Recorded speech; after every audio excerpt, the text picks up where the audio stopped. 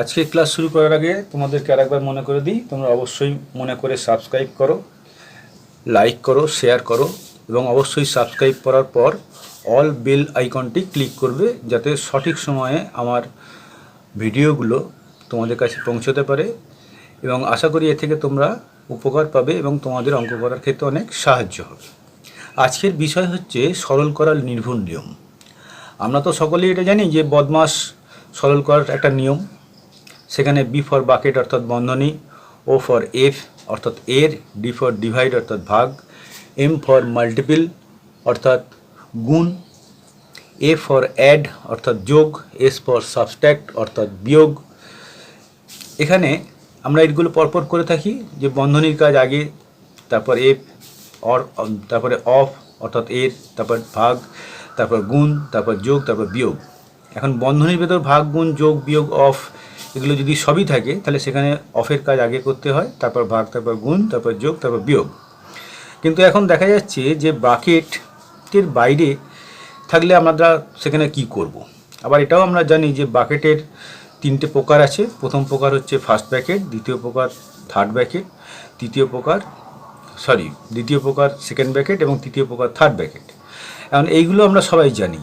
আবার এই তিন প্রকার ব্র্যাকেট ছাড়া আরও একটি ব্র্যাকেট আছে যেটাকে রেখা বন্ধনী বলা হয়, সেটা একটা লাইন আকারে থাকে সংখ্যার মাথার উপর। এগুলো তো আমরা সবাই জানি।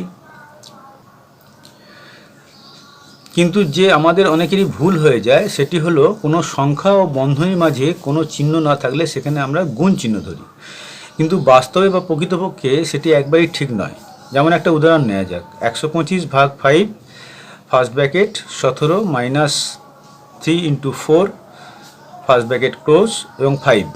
তাহলে দেখা যাচ্ছে এখানে ফার্স্ট ব্র্যাকেটের দুপাশে দুটো 5 আছে, সেখানে কি আমরা দুপাশেই গুণ চিহ্ন নেব?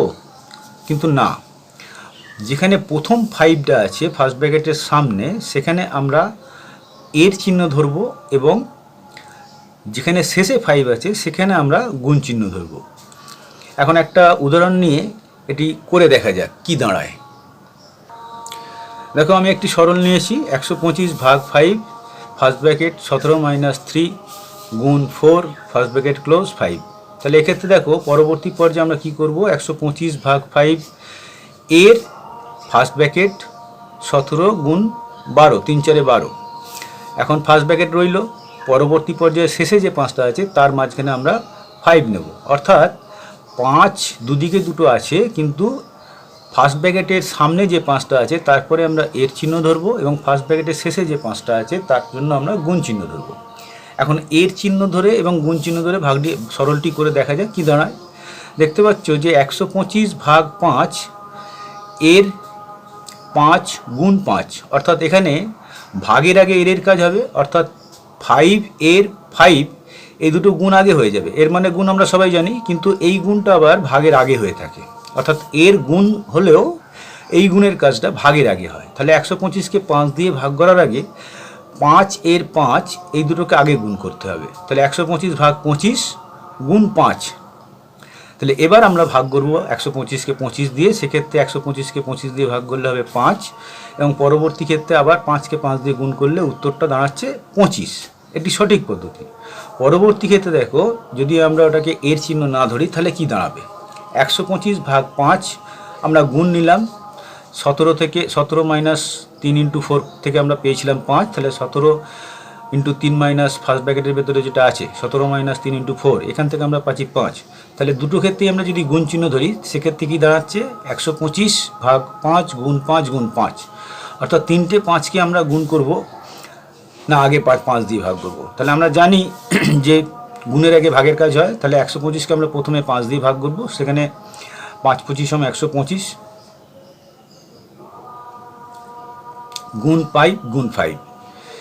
তাহলে এখানে কী দাঁড়ালো, 25 গুণ 5 গুণ 5 মানে 625। তাহলে উত্তরটা তো ভুল হয়ে গেল। আগের ক্ষেত্রে তোমরা দেখলে এর কাজ আগে করার ফলে উত্তর এলো 25, এবং এখানে এর না নিয়ে যদি আমরা গুণ চিহ্ন নিই সেখানে উত্তর হচ্ছে 625। অর্থাৎ আমরা যদি এর বদলে গুণ চিহ্ন নিই অঙ্কটি ভুল হয়ে যাবে। এটাই দেখো জানার যে 5 এবং ব্র্যাকেটের মাঝখানে দুটোই দুদিকে 5 আছে, ফার্স্ট ব্র্যাকেটে দুদিকে দুটো 5 আছে, সেক্ষেত্রে 5 একটা যদি এর নিই একটা যদি 5 নিই তাহলে উত্তরটা আমার সঠিক আসছে 25। আর যদি দুটো গুণ চিহ্ন নিই উত্তরটা আমার হয়ে যাচ্ছে 625। তাহলে নিশ্চয়ই বুঝতে পারছো একটা এর আর একটা গুণ এর মধ্যে পার্থক্য কোথায়। এর গুণটা হচ্ছে ভাগেরও আগে করতে হয়, তারপর ভাগ করতে হয়, অর্থাৎ এর আগে ভাগ, তারপরে সাধারণ গুণ। এর গুণটাকে ভাগের আগে করে নিতে হয়। তাহলে বুঝতেই পারছি যে আমরা যদি কমন নিয়ম বানিয়ে ফেলি আমরা একটা, যে ব্র্যাকেটের এবং সংখ্যার মাঝখানে কোনো চিহ্ন না থাকলে আমরা গুণ চিহ্ন ধরবো, সেক্ষেত্রে কিন্তু অঙ্ক অনেক ক্ষেত্রেই ভুল হয়ে যাওয়ার চান্স থাকে। সেজন্য তোমরা মনে করে যখন ব্র্যাকেটের প্রথম দিকে অর্থাৎ ব্র্যাকেটের সামনে কোনো সংখ্যা থাকবে এবং তার মাঝখানে কোনো চিহ্ন না থাকবে, সেখানে অবশ্যই এর ধরবে। এবং ব্র্যাকেটের শেষে যেখানে কোনো সংখ্যা এবং ব্র্যাকেটের মাঝখানে কোনো চিহ্ন নেই, সেক্ষেত্রে তোমরা 5 ধরবে, তবেই অঙ্কটা সঠিকভাবে হবে। আশা করি এটা বুঝতে পেরেছো। এই ছোটোখাটো ভুলগুলো অনেকেই হয়, আমাদেরও অনেক সময় হয়, কিন্তু মনে করে সাবধান হয়ে এর চিহ্নটা নেবে, তবেই অঙ্কটা সঠিকভাবে করতে পারবে। আর শেষবেলায় আরও একবার মনে করে দিই যে চ্যানেলটি সাবস্ক্রাইব করো এবং সঙ্গে থাকো, তাহলে আরও অনেক এরকম ছোটোখাটো ভুল যেখানে আমরা করে ফেলি সেগুলো তোমরা সহজেই শিখতে পারবে।